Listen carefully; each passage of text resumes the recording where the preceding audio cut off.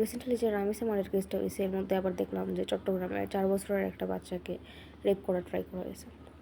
Social মিডিয়াতে ঢুকলে বা খবর দেখার জন্য গেলে কি আর বলবো, এইসব খবরের অভাবই নাই।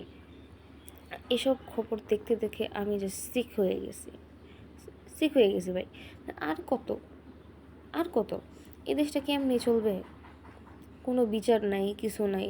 আসামি এমনি ঘুরে বেড়াইতেছে, আসামি জেলে যাইতেছে, বার হইতেছে, ও কিছুই নেই, কিছুই হইতেছে না।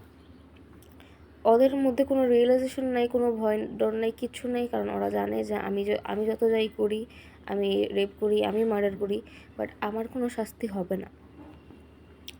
এই যে রামিসাকে নিয়ে দেখলাম অনেক রকম কথা বলতেছে, পোস্ট করতেছে, লেখালেখি করতেছে, নিউজ চ্যানেলে খবর বাড়াইতেছে, ইভেন ওর বিচারের জন্য মানুষ প্রোটেস্ট করতেছে। বাট এতে কী লাভ হইতেছে? সরকার কি কোনো কিছু করতেছে? সরকার ইচ্ছা করে জিনিসটা নিয়ে ঝুলাই রাখছে, কোনো স্টেপ নিতেছে না। কারণ ওনারা জানে এই জিনিসটা কয়দিন চলবে, বড় জোর 10-15 দিন। 10-15 দিন পরে হয়তো 1-2 জন এটা নিয়ে কথা বলবে।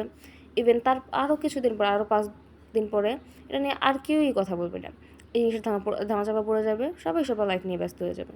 বাট এই যে একের পর এক অন্যায় হইতেছে, এই যে মার্ডারগুলো হইতেছে, নিষ্পাপ প্রাণগুলো ঝরে হইতেছে, এটা নিয়ে আমাদের সরকারের কোনো মাথা ব্যথা নেই।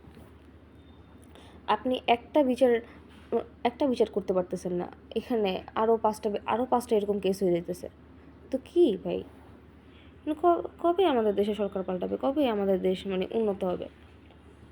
তারপর এই যে দেখলাম সোহেল রানার ওয়াইফ ওকে কাজে হেল্প করছে। আমি জাস্ট অবাক হয়ে যাই যে কীভাবে একটা মেয়ে হয়ে, একটা মানুষ হয়ে আর একটা বাচ্চা মেয়ের সাথে এরকম একটা কাজ করতে হেল্প করে। কতটা নিকৃষ্ট মানুষ হইলে এরকম একটা কাজে একজন আরেকজনকে হেল্প করতে পারে?